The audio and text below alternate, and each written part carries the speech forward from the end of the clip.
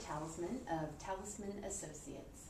Thank you for joining us for this quick Q&A. First question for you, how can a control-oriented manager effectively use a social media policy?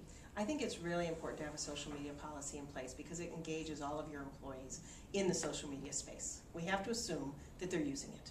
And if they're using it, we want them to use it in a way, if they are representing the company, in a responsible way. So by creating a social media policy, everyone at the company understands what's expected of them and what they can and cannot do. Some companies have actually used it as an ability to add to their handbook, their employee handbook, and the social media policy says what they can and cannot do, and if they do it, it's actionable. So it helps that control-oriented person saying, okay, we're going to be on social media, but here's how we're going to do it, and we're all on the same page. It makes perfect sense, yeah. Even if you're not control-oriented. Yeah, everyone should have a social media policy, just like we have a gift acceptance policy, just like we have a employee handbook. Absolutely. Great.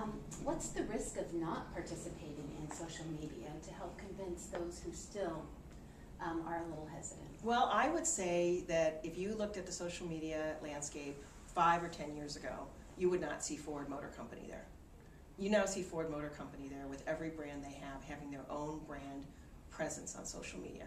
And I would look at, forget what's happened with the auto industry in the last couple of weeks, but in general, they are probably one of the slower ones to move on brands, and they use traditional marketing. So they obviously realized that this is someplace they had to be. So I sort of look at an old brand like that, and if they're on social media, then everybody else should be.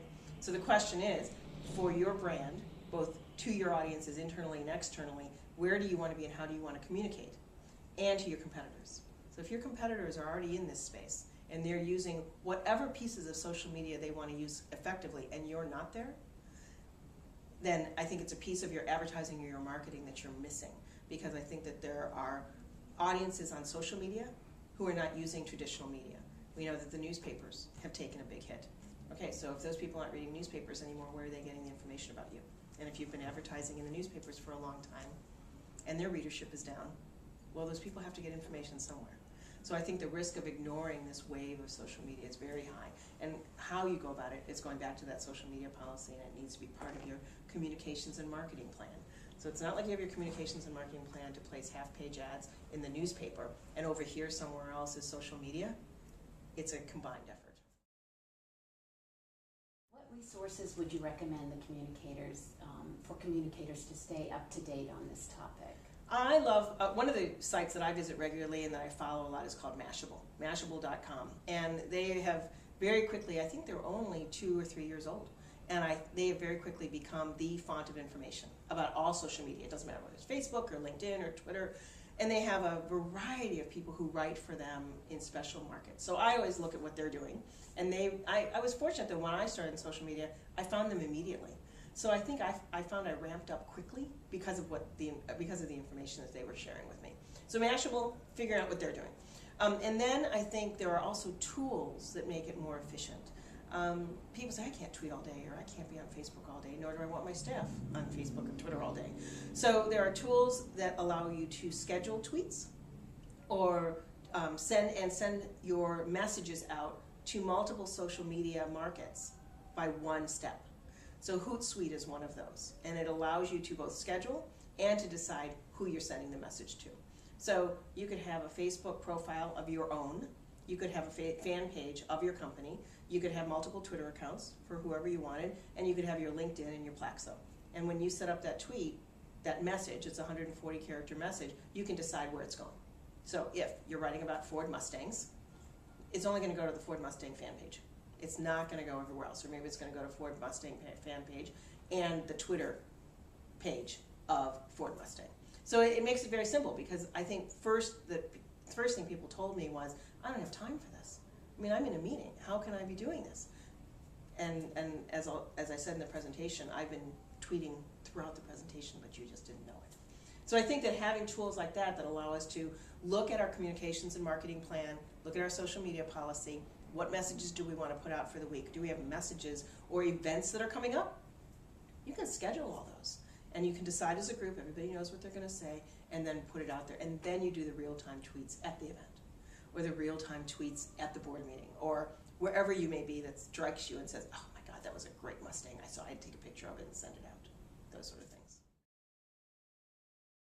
Could you please share a favorite example of a successful social media campaign for external communications? Well, I love the Humane Society of the U.S. and being a nonprofit consultant, I have to go to the nonprofits. However, I'd mentioned Ford already, and Ford. What I liked about Ford quickly is that they created a Facebook and a Twitter for every single brand they have, and those accounts are managed by the people who run those brands. So it's not just Ford Motor Company, which is huge. It's F-150 and it's Mustang, which is a huge brand for them. And so the kind of communication you see back and forth amongst their followers is much different amongst those brands. So I love the fact that they divided and conquered themselves by saying, okay, let's talk to the different audiences. We know truck buyers are different than Mustang buyers. So how are we going to communicate with them and what messages are we going to send? Humane Society of the U.S. did it in a similar but different way. I don't really think that nonprofits have multi-brands within their own brand, but they have multi-messages. So they are saving the wildlife, they are saving many kinds of animals, not just dogs and cats. So their tweets and their Facebooks are set up according to the kinds of programming that they have, and their staff have been assigned in those particular program areas to take care of that social media. So they know best about how to put the message out and what the message should be, and then I, as a consumer or a donor, can pick who I want to follow and why I'm interested in following them. So I think it's really focusing on your message to that particular audience. And I guess that would work for corporate social responsibility too, for corporations. In many ways, we are finding that corporate social responsibilities is pushed out through social media. You know, how are we being responsible citizens? Well, maybe it is part of their ECHO program, that instead of using a lot of paper or even placing ads, we're going to do more social media, electronic media. Absolutely. Yeah, corporate social responsibility is a part of that communications and marketing as well. Who owns social media, marketing or public relations? What are your thoughts on this discussion? Well, I guess my answer to that is who owns your communications and marketing plan? Because it's part of an overall communications marketing plan. And I would hope that communications and public relations are working together, and marketing are all working together to make that communications and marketing plan work. So I know that's probably an ambiguous answer, but to me this is all part of a bigger picture of how you're communicating out. And so whoever owns that communications and marketing plan owns your social media. My name is Kathy Schaefer, president of Kathy Schaefer & Associates, an issue-oriented PR firm, and I learned about Hootsuite, which I really need to use to consolidate my Facebook, Twitter, and LinkedIn, etc., and look forward to using its analytics too. I am Jeff Willinger. I'm with RightPoint. The one great takeaway that I got out of this particular presentation was being a social media in that space, not necessarily an expert, is really just to have a Facebook page for the sake of having a Facebook page, just for having a Twitter account, just to say you're on Twitter, really means nothing. You need a strategy to join LinkedIn, just to join LinkedIn. You need to have a strategy, whether it's to connect with former colleagues or whether it's to make new business contacts or to participate in conversations that are going on. If you plan to fail, fail to plan.